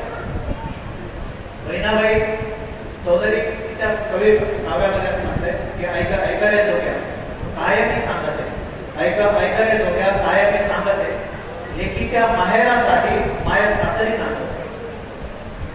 माझ्या लेकीला, माझ्या पोरीला माहेर मिळावं म्हणून माय जी आहे, मी माय, ती सासरी नांदत आहे. म्हणून मला प्रश्न सोडायचं काम पडलं तरी चालतंय. मी जर इथून बाहेर गेली समजा तर माझ्या लेकीचं माहेरच नाही तोडणार आहे. म्हणून माझ्या लेकीच्या, माझ्या पोरीच्या वाट्याला माहेर यावं म्हणून मी इतका त्रास सहन करून सुद्धा इतक्या सुरेख भावना ज्या आहेत त्या एक अशिक्षित अडाणी असणारी बहिणाबाई गेली म्हणते. मग आता त्यांच्या वाट्याला एक बुद्धिमत्ता नाही असं म्हणता येणार नाही, पण त्यांच्याकडे डिग्रीच नाही. अशा डिग्री नसताना या लोकांकडे कोणती बुद्धिमत्ता होती, तर या लोकांकडे बुद्धिमत्ता होती भावनिक बुद्धिमत्ता. त्या 40 लोकांचे नाव घेतले, असे शेकडो लोक आहेत आपल्या इकडे. तिसरी एक बुद्धिमत्ता जी आहे ती मानसशास्त्राने शोधून काढलेली आहे, आणि ती आहे SQ म्हटलेलं आहे. त्याला सामाजिक बुद्धिमत्ता, सोशल क्वेश्चन असं म्हटलं आहे, सामाजिक बुद्धिमत्ता. हा कार्यक्रम जो आहे हा एका विशिष्ट समाजातल्या सर्व लोकांनी एकत्र येऊन आपल्या समाजाच्या उत्कर्षासाठी, उत्थानासाठी, त्याच्यानंतर आत्मपरीक्षणासाठी, आत्मावलोकनासाठी लोकांना संधी मिळावी, आपलं प्युरिफिकेशन किंवा शुद्धीकरण करून घ्यावं, जे काही 19-20 झालं असेल ते बाजूला काढावं, पुन्हा आणखी नव्या वर्षाची नवीन ऊर्जा घेऊन जावं, यासाठीचं समाजभान ठेवणारी किंवा ठेवण्यासाठी असणारी जी बुद्धिमत्ता आहे ती बुद्धिमत्ता आहे सोशल क्वेश्चन, त्याला सामाजिक बुद्धिमत्ता म्हणतात. सर्वच्या सर्वच इंटलेक्च्युअल किंवा बुद्धिमान लोकांकडे ही बुद्धिमत्ता असेल याची खात्री देता येऊ शकत नाही. त्याच्यासाठी काही कॉलेज, शाळा, महाविद्यालयामध्ये जाण्याची आवश्यकता नाही. दुसरी एक बुद्धिमत्ता म्हणजे SQ म्हटलं आहे त्याला, ती आहे सोशल क्वेश्चनसाठी, म्हणजे SQ साठी स्पिरिच्युअल क्वेश्चन्स, ज्याला आध्यात्मिक बुद्धिमत्ता म्हणतात. सर्व धर्म संप्रदायामध्ये मेडिटेशन सांगितलेलं आहे, त्यानंतर आनापान सांगितलं बुद्धिझम मध्ये, विपश्यना सांगितलेली आहे. त्यानंतर प्रत्येक धर्मामध्ये काही ना काहीतरी छान छान सांगितलेलं आहे. हे जे स्वतःच्या आत्मावलोकनाची संधी देण्याचे जेवढे विविध मार्ग सांगितलेले आहेत, आणि मी किती जगाच्या पाठीवरचे मोठमोठे यशाचे शिखर पादाक्रांत केल्यानंतर, एका उत्तेज शिखरावर गेल्यानंतर पुन्हा मला माझी पहिली पायरी न विसरण्यासाठी आवश्यक असणारी जी बुद्धिमत्ता आहे ती बुद्धिमत्ता जर कुठे देत असेल तर ते अशा स्वरूपातल्या आध्यात्मिक कार्यक्रमामध्ये कुठलाही कार्यक्रम जो आहे त्याला सपोर्ट करत नाही. त्यामुळं वारंवार आध्यात्मिक कार्यक्रमाची आपल्या आयुष्यामध्ये निर्मिती करत राहतो. नाहीतर शिकलेले खूप राहतील, मोठमोठ्या पदावर गेलेले राहतील, पण त्यांना पुन्हा आपली पहिली पायरी जी आहे ती 8वीला त्याची काही खात्री देता येऊ शकत नाही. त्या पहिल्या पायरीला न विसरण्यासाठी अपेक्षित असणारी जी बुद्धिमत्ता आहे ती पूर्ण जगभरातल्या संशोधनांनी शोधून काढलेली आहे. ती आहे स्पिरिच्युअल क्वेश्चन्स, ज्याला आपण आध्यात्मिक बुद्धिमत्ता म्हटलेलं आहे. नंतर एक क्वेश्चन जो आहे तो क्वेश्चन तुम्हाला मला आत्ता या गेल्या 10 ते 12 वर्षामध्ये संशोधन झालेलं आहे, आणि ती बुद्धिमत्ता म्हणजे EQ म्हटलेलं आहे. त्याला इंग्लिशमध्ये आहे सर्व, आपण सुद्धा मराठीमध्ये सर्व सांगत आहे. ऍडव्हर्सिटी क्वेश्चन म्हटलेलं आहे, मराठीमध्ये त्याला म्हटलेलं आहे संकटकालीन बुद्धिमत्ता. संकटकालीन बुद्धिमत्ता, मी किती शिकलेला असेल, मी किती मोठ्या पदावर गेलेला असेल, मी किती मोठा व्यावसायिक असेल, मी किती मोठा बिझनेसमॅन किंवा इंडस्ट्रियलिस्ट असेल आणि त्याच्याकडे जर ही संकटकालीन बुद्धिमत्ता नसली समजा, तर त्याच्या आयुष्याचं काय होऊ शकते याचे एक दोन उदाहरण मी आपल्याला सांगतो. IIT खरगपूर तुम्हाला माहिती आहे, IIT आपला आहे वेल्लोरला. 12 IIT मध्ये ज्यावेळेस नंबर लागत नाही गव्हर्नमेंटच्या, सेंट्रल गव्हर्नमेंटच्या, त्यावेळेस मग VIT चा विचार केला जातो. IITs मध्ये वगैरे ह्या एक्झाम सर्व खूप संघर्ष करावा लागतो, खूप मेहनत घ्यावं लागते आणि त्यानंतर IIT ला काय प्रवेश मिळतो. IIT खरगपूरचा विद्यार्थी 12वीच्या प्रवेशानंतर तिथून IIT खरगपूरमधून इलेक्ट्रॉनिक्स अँड टेलिकम्युनिकेशन मधून त्याने डिग्री घेतली. डिग्री घेऊन जे आहे त्याला असं वाटतं की आपण विदेशात जाऊन शिक्षण घ्यावं. बोस्टन युनिव्हर्सिटीमध्ये अमेरिकेमध्ये जे आहे हा हुशार असणारा विद्यार्थी जो आहे तो गेला आणि अमेरिकेच्या बोस्टन युनिव्हर्सिटीमधून MS मास्टर ऑफ सायन्स त्यांनी आपली डिग्री घेतली. मास्टर ऑफ सायन्सच्या दुसऱ्या वर्षाला असतानाच त्याला काय मोठी नोकरी लागली. 80 ते 90 लाख रुपयाचं त्याला पॅकेज मिळालं.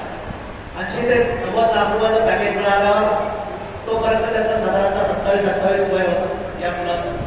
28व्या वर्षी असताना हा मुलाचा आहे, हा मुलगा आपला प्रवास सुरू झाला. पैशाची काही कमी नाही. त्याचं पॅकेज साधारणतः 1.25 कोटीपर्यंत गेलं पर वर्षाला, एका वर्षाला. तोपर्यंत त्याचं 29 पूर्ण 30ची सुरुवात झाली होती. त्याला असं वाटलं की आपण भरपूर पैसे कमावले आता 3-4 वर्षामध्ये, कोट्यवधी रुपये, तर आपण आपल्या देशामध्ये परत जायला पाहिजे. आपल्या देशामध्ये परत जायला पाहिजे. म्हणून त्याला असं वाटतं की देशात कशाला परत जायचं, आपण UPSC द्यायची आणि कलेक्टर किंवा जिल्हा पोलीस अधीक्षक वगैरे काहीतरी आहे. तो हुशार होताच, पण कारण काही स्वतःला सिद्ध केलं होतं. IQ इंटेलिजन्स क्वेश्चन त्याचा होताच प्रचंड. तो वापस आला. 29 पूर्ण झालेला ते त्याला. वापस आल्यानंतर त्यांनी UPSC परीक्षा दिली दिल्लीला. दुसऱ्या प्रयत्नामध्ये त्याने दुसऱ्या प्रयत्नामध्ये UPSC परीक्षा पास झाला. बिहार कॅडरमध्ये हा मुलगा जो आहे, हा हुशार असणारा मुलगा रुजू झाला. UPSCच्या कॅडरमध्ये त्याला IPS कॅडर मिळाला, इंडियन पोलीस सर्व्हिसेस. जिल्हा पोलीस अधीक्षक म्हणून रुजू झाला. वय सुरू होतं 31 रनिंग सुरू होतं. 31 रनिंग सुरू असताना त्याला असं वाटलं की आपण आता सेटल झालेला आहे, पैसे पण आहे आपल्याकडे, पद पण आहे आणि लग्न करायला पाहिजे. आई वडिलांनी आणि हे ते लग्न लावून दिलं. उच्च विद्यापीठ सुरू पत्नी त्याला मिळाली. आयुष्य जे आहे ते संसारामध्ये सुरू झालं. त्याचं 32 सुरू होतं, 32 रनिंग सुरू होतं. जिल्हा पोलीस अधीक्षक वेगळं सांगायचं काम नाही. DSPचा किती लवाजमा राहते, अनेक लोक त्यांच्या चिंतीला राहतात. बंगला काय, गाडी काय, पैसा, प्रतिष्ठा, कशाची कमी नाही. असं सुरू असताना वयाची 32 रनिंग सुरू असताना, म्हणजे 31 संपल्यानंतर 32 सुरू असताना त्याला 9 महिन्याची गोड मुलगी पण असते. लोकांना 9 महिन्याची गोड मुलगी, आई वडील, आजी आजोबा घरी, नंतर सुस्वरूप उच्च विद्यापीठ पत्नी. काय त्याच्या आयुष्यामध्ये घालण्या झाली काही माहिती नाही. पूर्ण SP साहेबांचा ताफा जो आहे तो बिहार मधल्या पूर्ण गाडी सगळं इकडे आला. रेस्ट हाऊसला बाकीचे सर्व लोक जे आहे बाजूला थांबले बाहेर. हा SP साहेब जो आतमध्ये गेला, युनिफॉर्म मध्येच होता, दरवेळेस आतमध्ये जाऊन अँटी चेंबरमध्ये गेले. दरवाजा बंद केला. दरवाजा बंद केल्यानंतर समोरची एक अशी पाण्याची बाटली होती, बॉटल होती. त्या पाण्याच्या बॉटलमध्ये पूर्ण बॉटल जी आहे ती घशामध्ये रिझर्व घेतली. रिझर्वल्यानंतर कटकट पाणी पिऊन घेतलं. बॉटल समोर ठेवून दिली. सोफ्यावर असा एक सुस्कारा घेतला, दीर्घ श्वास घेतला. कपड्याला असणारी जी रिव्हॉल्वर आहे ती काढली आणि 1, 2, 3 अशा 3 गोळ्या झाडून घ्यायचे. स्वतःचा जीवन यातला संपतो. हा एक प्रसंग. आपण नंतराला सांगणार हे जे फॅक्ट्स आहे, प्रत्यक्ष घडलेल्या ज्या घटना आहेत त्या सांगतो. तुमची माझी जबाबदारी कशी वाढत चाललेली आहे दिवसेंदिवस एक आई किंवा बाबा म्हणून आपल्या पिढीची, याचा आत्मावलोकन करता यावं म्हणून हे उदाहरण. त्याला मानसशास्त्राचे शिक्षण शास्त्राची जोड. दुसरं एक उदाहरण, नागपूर विद्यापीठामध्ये केमिस्ट्री डिपार्टमेंट केला. हेड ऑफ द डिपार्टमेंट असणाऱ्या मॅडम, वय वर्ष 57. अमेरिकेमध्ये जे आहे ते मुलगा आणि सुनबाई दोघे सॉफ्टवेअर इंजिनियर. त्यांना कोट्यवधी रुपयाचं पॅकेज दोघांनी. गोड नातवंड 4 वर्षाचं 6 वर्षाचं भेट. आपल्या मुलाकडे सुनबाईकडे आणि नातवंडाची भेट घेऊन 2 ते 2.5 महिने ही जी हुशार असणारी हेड ऑफ द डिपार्टमेंट असणारी आजी जी आहे, आणि ही आजी काही नुसती हुशार नाही, ती HOD आहे. हेड ऑफ द डिपार्टमेंट आहे केमिस्ट्रीची नागपूर विद्यापीठामध्ये. आता 5 ते 6 महिन्यापूर्वी बोलत आहे, जास्त दिवस पण झाले नाही. त्यांचा जो पती आहे, नवरा जो आहे या प्राध्यापिकेचा, तो विद्यापीठाचा माजी कुलगुरू निवृत्त झालेला आहे. माजी कुलगुरूची पत्नी स्वतः head of the department MSc chemistry PhD वगैरे असा प्रवास नागपूरकडे गेली, मुलाकडे सुनबाईकडे गेली. तिथे 2 ते 2.5 महिने राहून आली, परत आली आपली ड्युटी जॉईन करायसाठी. कारण त्यांचं वय त्यावेळी 60व्या वर्षी ते निवृत्त होतात. 2.5 ते 3 वर्ष त्यांची अजून ड्युटी होती. 8व्या मजल्यावर त्यांचा आलिशान फ्लॅट 3 BHK, 1.5 ते 2 कोटी रुपयाचा फ्लॅट. माझी कुलगुरू त्यांचे पती जे ते गावी गेलेले होते. त्यांच्या मनामध्ये काय भावना झाली माहिती नाही. विदेशातून येऊन साधारणतः 15 दिवस झालेले होते. सुनबाईकडून नातवंडाची भेट घेऊन सांगा घेतली.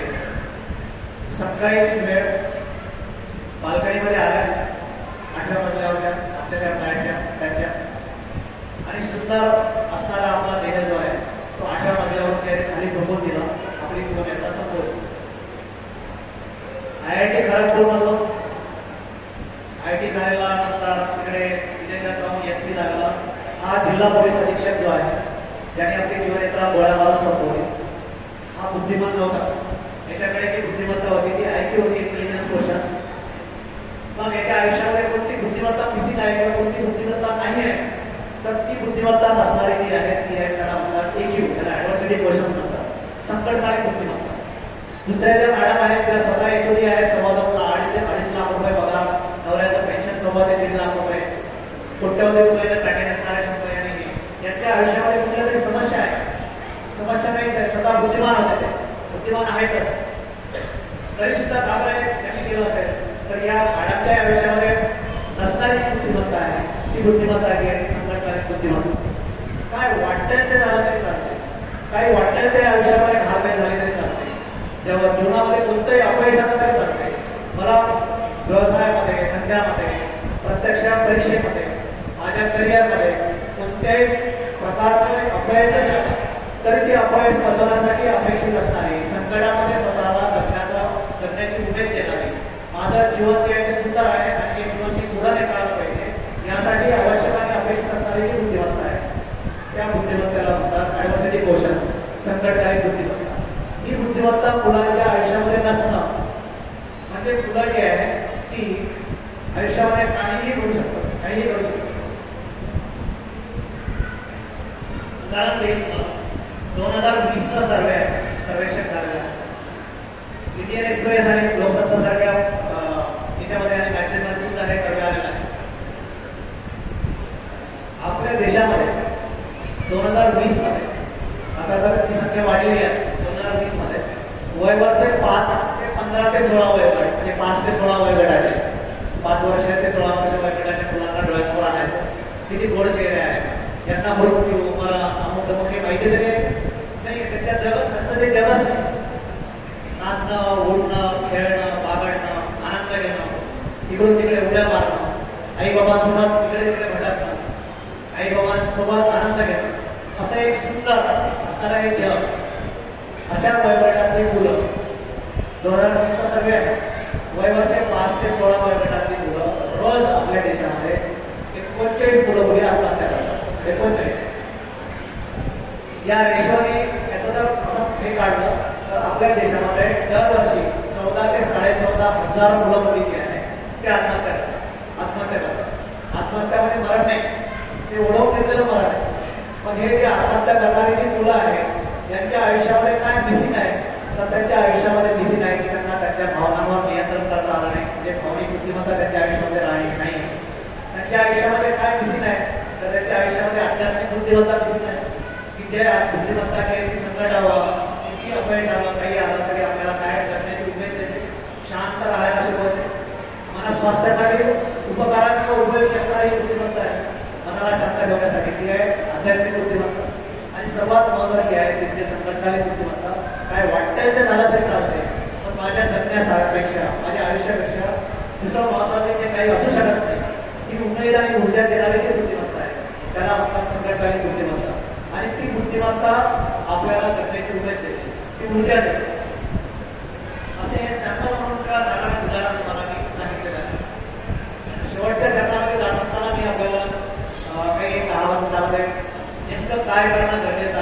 म्हणजे आम्ही आमच्या पिढीसाठी सांगत आहे. तुम्ही तर खूप सुंदर आई बाबा होते, समजा आमचे आई बाबा सुंदर होते. हे जे आहे ते शिकलेले फार कमी होते लोक, समजा आपले मायबाप जे शिकलेले नव्हते, अशिक्षित किंवा अप्रशिक्षित होते. पण ते जगण्याच्या विद्यापीठामध्ये डॉक्टरेट असणारे किंवा आचार्य पदवी मिळवणारे लोक आयुष्याच्या विद्यापीठात, त्यांच्या अनुभवाच्या पातळीवर त्यांच्या आयुष्याच्या विद्यापीठामध्ये अत्युच्च पदवी मिळवलेले लोक. तुमची माझी माय जी आहे, माय किंवा आई जी आहे, ती आई ही बेस्ट सायकोलॉजिस्ट होती, मानसोपचार तज्ञ होती. वर्गात कोणत्याच गेली नव्हती, शाळेत कोणत्याच गेलेली नव्हती, पण बेस्ट सायकोलॉजिस्ट होती. तुमचे माझे मायबाप बेस्ट सायकोलॉजिस्ट होते, मानसोपचार तज्ञ होते. त्यांनी काय केलं तुम्हाला मला ते तुमच्या माझ्यामध्ये संयम यायसाठी एक गोष्ट केली आहे, आणि ती म्हणजे जेव्हा तोंडातून मागितली एखादी वस्तू, तर ती वस्तू किंवा तो पदार्थ मला केव्हा तोंडातून काढल्याबरोबर उपलब्ध करून दिला नाही. कधीच तुम्हाला मला कामाला उपलब्ध करून दिला नाही. अगदी वडिलांच्या खिशामध्ये एवढं मोठं नोटाचं बंडल जरी असतं, बंडल तरी 1 रुपया जरी मागितला आपण, तरी तो बंडल 1 रुपया सुद्धा लगेच तोंडातून मागितल्याबरोबर कधी दिला नाही. म्हणजे त्यांचं काही आपल्याला प्रेम नव्हतं, त्यांचं प्रेम होतंच, पण त्यांना हे आपल्याला शिकवायचं होतं की एखाद्या गोष्टीसाठी वाट सुद्धा पाहावी लागत असते, आणि हे वाट पाहणं म्हणजे संयम आहे. तो संयम जो आहे तो बरोबर त्यांच्या कृतीतून ते शिकवायचे. आता तुम्ही आम्ही सर्व लोक आहोत, तोंडातून काढायचीच ते समजा मुलांनी, की तोंडातून काढायच्या अगोदरच आपण वस्तू देतो. तोंडातून काढायच्या अगोदरच त्यांना वेगवेगळ्या फॅसिलिटी ते उपलब्ध करून देतो. त्याच्यामुळं वस्तू उपलब्ध करून देणं, या सुविधा उपलब्ध करून देणं म्हणजे मायबापाची जबाबदारीच आहे किंवा त्यांचं ते कर्तव्यच आहे, अशी भावना त्या मुलामध्ये निर्माण होते. आणि त्याच्यामुळे त्याचं काही अप्रूप राहत. त्याच्यामुळे 8-10 दिवसानंतर तुमच्या माझ्या वाट्याला आला खाऊ होता, शेवचिवडा होता, फरसाण होतं, ते केव्हा तरी बाजाराच्या दिवशी यायचं आणि ते खायला मिळायचं. 8-8 दिवसभर ते एखाद्या गोष्टीसाठी मला वाट पाहायसाठी हे माझ्या मायांना किंवा बाबांना शिकवलं किंवा आई बाबांना शिकवलं. तो जो आहे तो होता संयम. तो संयम तर तो विड्रॉ करून टाकला तुम्ही आम्ही घेतले, आणि आपण म्हणतो की आमच्याकडे काय कमी आहे का, आपल्याकडे काही कमी आहे का, कमी नाहीच आहे. पण एक गोष्ट संस्काराची आपण विसरलो, आणि ती म्हणजे मुलांना तोंडातून काढल्याबरोबर ती वस्तू जी आहे ती उपलब्ध करून द्यायची. मुलांना स्वावलंबनापासून आपण करून येत आहे. घरभर आई ती ताट घेऊन फिरते मुलांच्या मागे. मुलगा राहते 9 वर्षाचा, मुलगा राहते 10 वर्षाचा, असे ते घरभर ताट घेऊन फिरणारी जी आई आहे किंवा तोंडातून काढायची जे उपलब्ध करून देणारी आई वडील आहे, त्यांना आम्ही आमच्या भाषेमध्ये तिथे विदर्भाच्या भाषेमध्ये येलपाडे मायबाप म्हणतो. येलपाडे मायबाप म्हणजे येलणारे किंवा विनाकारण आपल्या पुढे करणारे जे मायबाप आहेत असे मायबाप. या मायबापांना त्याची काळजी भोगावी लागू शकते. संयम जर मुलांमध्ये इंटरनेट किंवा जनरेट करायचं असेल तर मुलांना वाट पाहायची संधी सुद्धा उपलब्ध करून देते. हे सर्व करत असताना मुलांना आपण तुम्ही जर पाहता तर सातारा सांगली साईडचेच आहे, सोलापूर सांगली साईडचे आह साळुंके नावाचे लेखक आहेत. त्यांनी मन निरप्रभाव पुस्तक लिहून ठेवलं आहे. मन निरप्रभाव या पुस्तकामध्ये त्यांनी कोथिंबिरीची काडी नावाचे एक प्रकरण लिहिलं. कोथिंबिरीची काडी ते आपल्याला प्रश्न विचारतात, तुम्हाला मला आई वडील म्हणून ते प्रश्न विचारतात की कोथिंबीर जे आहे तिकडे काय म्हणतात, तुम्ही कोथिंबीरच म्हणतात, सांबार आम्ही सांबार म्हणतो सुद्धा, तिकडे सांबार प्यायला म्हणतात. कोथिंबीर जी आहे, कोथिंबीरची काडी जी आहे ती काडी भाजीमध्ये टाकण्यापूर्वी आपण काय करतो तर ती जुडीची किंवा गड्डी जी आणली राहते तिला स्वच्छ करतो पाण्यामध्ये. ती स्वच्छ करून त्याचे जे पिवळे किंवा काळे झालेले पानं जे आहे ते बाजूला काढतो. ते काढल्यानंतर त्याला बरोबर ओल्या कापडामध्ये किंवा याच्यामध्ये फ्रीजमध्ये ठेवतो आपण. ते ठेवल्यानंतर ज्यावेळेस भाजी पूर्ण शिजत आलेली राहते त्यावेळेस शिजल्यानंतर बऱ्यापैकी झाल्यानंतर त्यातली 1 किंवा 2 काड्या किंवा ते पानं घ्यायचे पडतात. ते आपल्याला प्रश्न विचारतात, समजा हे भाजीमध्ये आपण कोथिंबीर टाकली नाही तर ही भाजी बिघडणार नसते, फक्त सुगंध यायसाठी म्हणून क्षुल्लक महत्व. की सुगंध येण्यासाठी आवश्यक असणारी एक क्षुल्लक कोथिंबीरीची काडी टाकण्यापूर्वी आपण किती काळजी घेतो, धुण्यापासून तर काळे पिवळे काढण्यापासून तर हे तिचं फार क्षुल्लक महत्व आहे, त्याची मी काळजी घेतो. ते प्रश्न विचारतात की मुलांच्या मनामध्ये वाईट विचार शिरू नये, मुलांच्या मनामध्ये वाईट भावना निर्माण होऊ नये, म्हणून त्यांच्या मनामध्ये घाण लागू नये, याच्यासाठी आपण आई बाबा कोणती काळजी घेतो का, असा प्रश्न जे आहे ते कोथिंबीरीची काडी नावाच्या या प्रकरणामध्ये जे आपल्याला विचारतात. मुलांच्या पाठीशी उभं राहणं जे आहे तुमची माझी बांधिलकी आहे, जबाबदारी आहे. नाही राहिलं तर काय होऊ शकते. आता जी मुलं जी आहेत छोट्या छोट्या गोष्टींवर हातात असणारी मुलं जी आहेत त्यांना तिच्या माझ्या भावनिक सपोर्टची, मॉरल सपोर्ट किंवा नैतिक बळाची गरज आहे. हिंदीमध्ये चित्रपट आहे मै हूं ना म्हणून. तर मै हूं ना हे जे आई बाबांचं वाक्य आहे की बाळाच्या मुला मुलींच्या आयुष्यामध्ये काही झालं समजा तरी वाटेल ते काही झालं तरी चालते, तुला अपयश झालं तरी चालते, आम्ही आहोत तुझ्या पाठीशी, डोंट वरी, काळजी करण्याचं कारण नाही, असं त्यांच्या पाठीशी काय मला स्वामी समर्थांच्या फोटोवर ते लिहून टाकले की भिऊ नकोस, ते तुझ्या पाठीशी आहे. हे मला वाटते शिक्षकांचं आणि आई वडिलांचं वाक्य आहे, जे कायम मुलांसाठी वापरलं जाऊ शकते. भिऊ नकोस आणि तुझ्या पाठीशी आहे. काय करावं यासाठी मी काही तुमच्यासाठी आणलेलं आहे. मुलांच्या भविष्याची फक्त आता 3 संस्था ज्या होत्या त्या संस्थेपैकी एक संस्था जी कोळवळीत आलेली आहे, 2 संस्थांवर जबाबदारी जी जास्त आलेली आहे. मुलांच्या सर्वांगीण विकासासाठी किंवा भविष्यासाठी 3 संस्था कार्यरत होत्या. सुरुवातीला अगोदर ती होती एक कुटुंब संस्था, नंतर होती शिक्षण संस्था म्हणजे शाळा महाविद्यालय आणि तिसरी होती समाज संस्था. तर समाजाकडून जे आहे फार अपेक्षा आता करता येऊ शकत नाही. आता समाजामधून मुलांना जगण्याची उमेद देण्यासाठी काही चांगलं ऐकायला मिळेल, चांगलं आहे असं मुळीच नाही. माहोल जो आहे बाहेरचा तो खूप खराब झालेला आहे, वाईट झालेला आहे. हिंदीमधला एक शायर असं म्हणतो की माहोल का जहर अब इस कदर, माहौल का जहर अब इस कदर मुझमें भर गया, माहौल का जहर अब इस कदर मुझमें भर गया, सांप ने मुझको काटा, बेचारा सांप ही मर गया. साप जर मला चावला तर सापच मारण्याची दाट शक्यता आहे, कारण सापापेक्षा जास्त विषारी ते माणसं झाली आहे. त्याच्यामुळे समाजाकडून काही फार अपेक्षा करता येऊ शकत नाही. त्याच्यामुळे आता मुलांच्या विकासाची आणि संवर्धनाची जबाबदारी देखील 2 संस्थांवर आलेली आहे. ते म्हणजे एक शिक्षण संस्था आणि दुसरं जे आहे म्हणजे शाळा महाविद्यालय आणि दुसरी जी आहे पहिली आहे कुटुंब संस्था.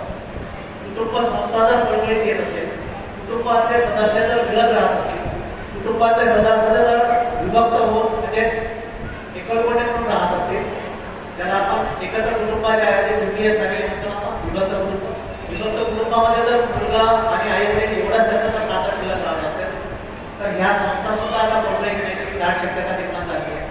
त्याच्यामुळे पुन्हा बॅक टू होम किंवा घराकडे चला किंवा कुटुंब संस्थेकडे चला म्हणून अशी एक हात तुम्हाला मला देणं गरजेचं आहे. आजी आजोबा काका काकू भावंड सिबलिंग जन्म हे कुटुंबातले सदस्य जास्तीत जास्त असतं. त्यातून भावनिक बुद्धिमत्ता जी आहे ती आपली विकसित होणार आहे. इमोशनल क्वेश्चन्स आणि सोशल क्वेश्चन्स हे सर्वात महत्वाचं आहे. आणि दुसरं जे आहे ते शाळा महाविद्यालय. शाळा महाविद्यालयाला आपण असे निवडतो की जी सर्वात महागडी शाळा ही सर्वात चांगली शाळा असंच आपल्याला वाटते.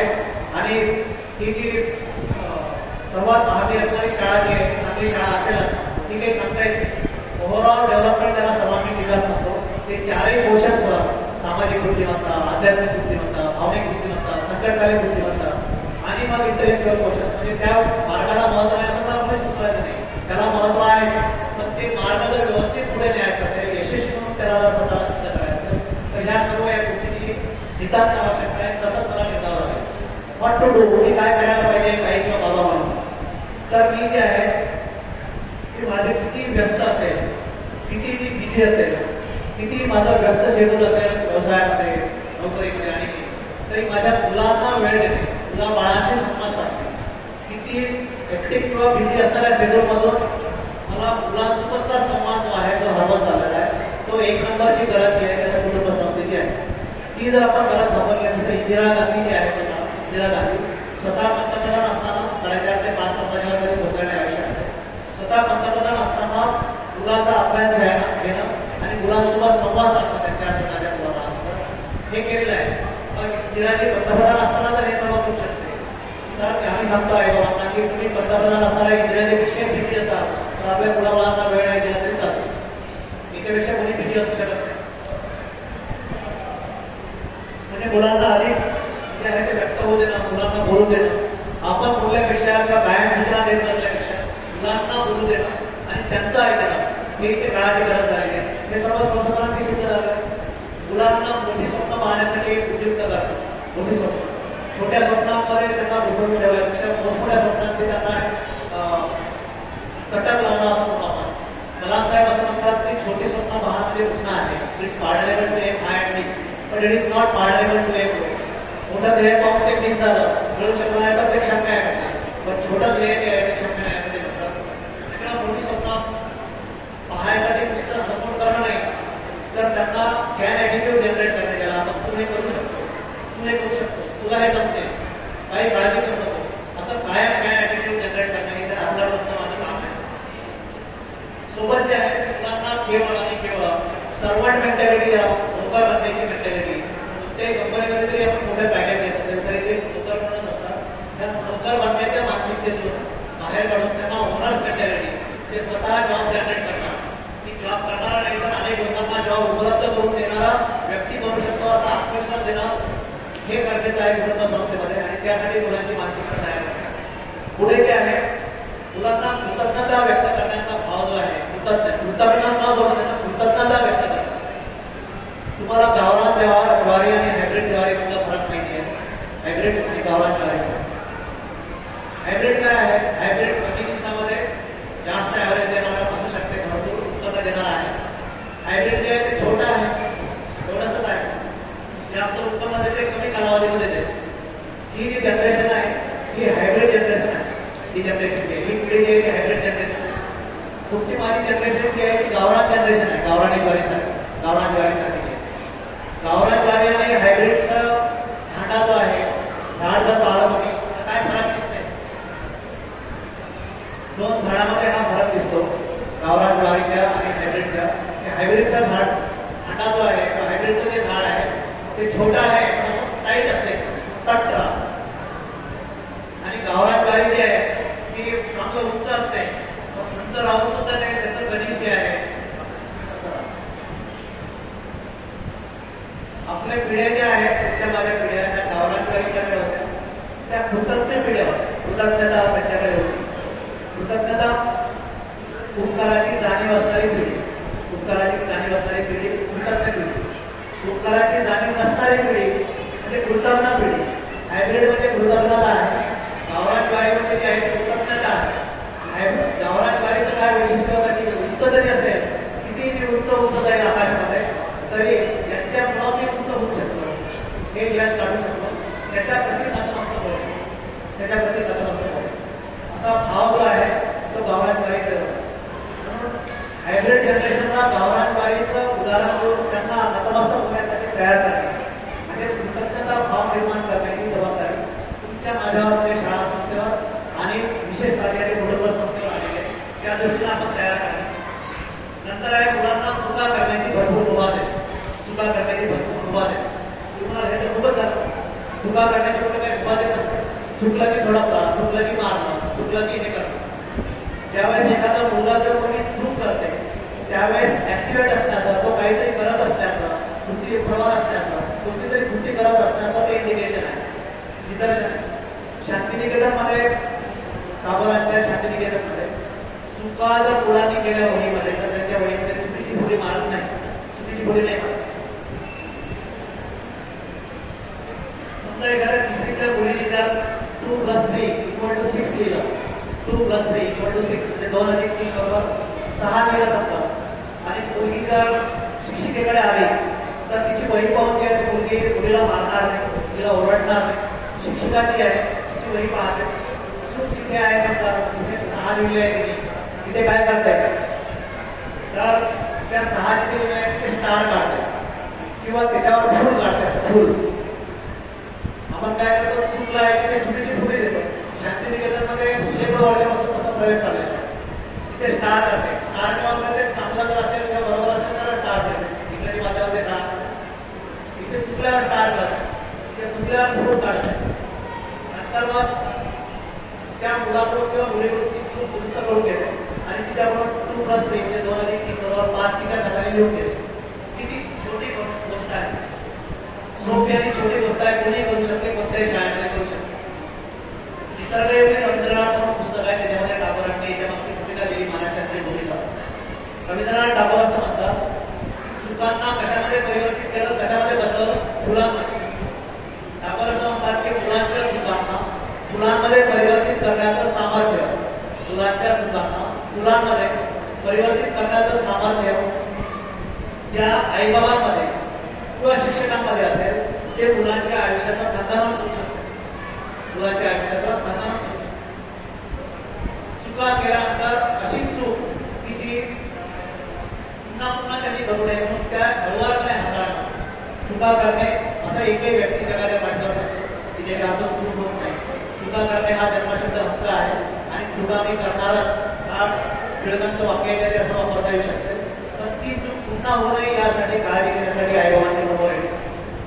ती जाणीवपूर्वक एक आपल्याला विनंती करेल, प्रत्येक आईबाबांच्या शाळांनी सुद्धा आपण विनंती करेल. आणि ती विनंती आहे की दिव्यांग मुलं जे आहे, अपंग मुलं, हँडिकॅप मुलं, त्या मुलांसोबत, दिव्यांग मुलांसोबत, हँडिकॅप मुलांसोबत आपले जे गोड मुलं मुली आहेत, ते नॉर्मल मुलं मुली आहेत, त्यांची जाणीवपूर्वक मैत्री करणे. त्यांची जाणीवपूर्वक आपल्या मुला मुलींच्या आयुष्यामध्ये एक तरी आता सुद्धा, एक तरी बहिरा किंवा मुका मुलगा, एक तरी पॅराप्लेजिक किंवा लंगडा मुलगा, प्रत्येक दिव्यांग असतो ज्याला मदतीची गरज आहे. अशा मदतीची गरज असणारा एक तरी दिव्यांग मुलगा किंवा मुलगी आपल्या मुलांच्या आयुष्यामध्ये मित्र किंवा मैत्री करून असली पाहिजे. तुम्हाला कशासाठी असली पाहिजे? तर हे जे मगाशी क्वेश्चन सांगितले की बुद्धिमत्ता सांगितली, भावनिक बुद्धिमत्ता आहे, सामाजिक बुद्धिमत्ता आहे, संकटकालीन बुद्धिमत्ता आहे. याच्यासाठी वेगळा बाळकडू किंवा फिलॉसॉफी तत्वज्ञान बाळायची आपल्या मुलांना मुळीच आवश्यकता राहत नाही. की अपंग किंवा दिमाग असणाऱ्या मुलांची मैत्री जर झाली तर आपोआपच सामाजिक बुद्धिमत्ता विकसित होते. त्याला मदत करणे, संकट काळामध्ये त्याला मदत करणे, हे सारा जे आहे ते आपल्या मुलांना करू शकतो. दिव्यांगासोबतची मैत्री जी आहे ती मुलांचा सर्वांगीण विकास करण्यासाठी खूपच कमी पडते आणि त्या दृष्टीनं आपण जे आहे ते पुढे जातो. तुम्ही मी आता शेवटच्या 2 ते 3 मिनिटामध्ये मी आपल्याला सांगेन की आपले आई बाबा जे आहेत, मुलांचे आई बाबा जे तुम्ही आम्ही आपल्या मुलांचे हिरो असते. त्या हिरो कसा त्यांच्या आनंदामध्ये सहभागी असतो, त्यांच्या यशामध्ये सहभागी असतो. हा हिरो किंवा हिरोईन जे आहे त्यांचे आहेत त्या हिरो आणि हिरोईन आपण जर त्यांचे हिरो असतो आई वडील तर त्यांच्या संकट काळामध्ये, त्यांच्या अपयशामध्ये ते ज्यावेळेस हतबल होतील, हताश होतील, निराश होतील, ते स्वतःला सिद्ध करू शकत नाही अशी स्थिती त्यांच्या जीवनामध्ये निर्माण होईल. त्यावेळेस त्यांच्या पाठीशी उभं राहा, कायमस्वरूपी उभं राहा. इट डझंट मॅटर, काही फरक पडत नाही. अपयश जरी आलं, परीक्षेचं अपयश म्हणजे आयुष्याचं अपयश नसते असं म्हणून त्यांच्या पाठीशी कायम उभं राहा. असे उभे राहणारे जे आई बाबा आहेत ते आई बाबा मुलांच्या जीवनामध्ये आंदोलन करू शकतात. एक माझ्यासारखा 12वीमध्ये नापास झालेला, इंग्रजीत नापास झालेला मुलगा जो आहे, 12वीमध्ये इंग्रजीत नापास झालेला होता, तो जर इंग्रजीमध्ये एवढा मोठा प्रवास करून नंतर एवढ्या पदार्पण करू शकतो. इंग्रजी पुस्तकाच्या कमिटीवर सुद्धा मी काम केलेलं आहे. इंग्रजी पाठ्यपुस्तकाच्या कमिटीवर नापास झाला, पुन्हा सप्लिमेंट देऊ. परीक्षेचं अपयश हे काही आयुष्याचं अपयश नसतं, नोकरीचं अपयश हे काही आयुष्याचं अपयश नसतं, व्यवसायाचा किंवा उद्योगाचा अपयश हे काही आयुष्याचं अपयश नसतं. अपयश आल्यानंतर अपयशातून मी शिकू शकतो, तो धडा घेऊ शकतो आणि पुन्हा नव्यानं फिनिश पक्षासाठी हे प्रदान करू शकतो. हा विश्वास देणारे आई बाबा आपल्या अवतीभोवती असतात. हे मुलांची आजची गरज आहे. त्या पद्धतीचे तुम्ही आई बाबा बनावं असं मी आपल्याला या पांडुरंगाच्या विठ्ठलाच्या जे आहे ते नक्की काय कधी बापाची काळजी, कधी बापाची काळजी, कधी माऊलीची माया, कधी बापाची काळजी, कधी माऊलीची माया, कधी बंधू पाठी राहतात होई माझा विठू आहे, कधी बंधू पाठू राहतात होई विठू आहे. देव शोधत माझा प्रवास जो आहे तो तुमच्यापर्यंत येण्याचा माऊलीने करून आणला असेल कदाचित. देव शोधत आलो मानसाच्या, देव शोधत आलो मानसाच्या दारी. किती छोटासा प्रवास तरी पूर्ण झाली वारी, किती छोटासा प्रवास तरी पूर्ण झाली वारी, तरी छोटासा प्रवास तरी पूर्ण झाली वारी.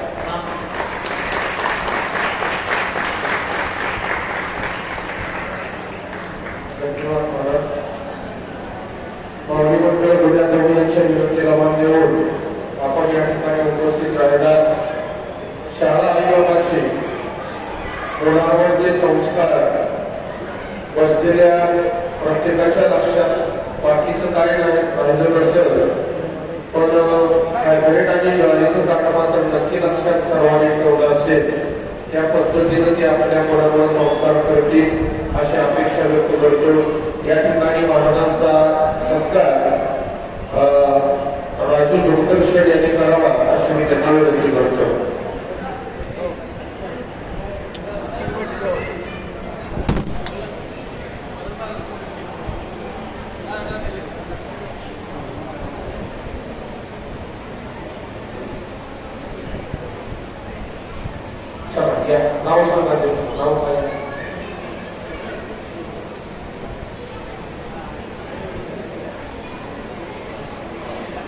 मेघेपुरमचे भिकुशे पुढे यामुळे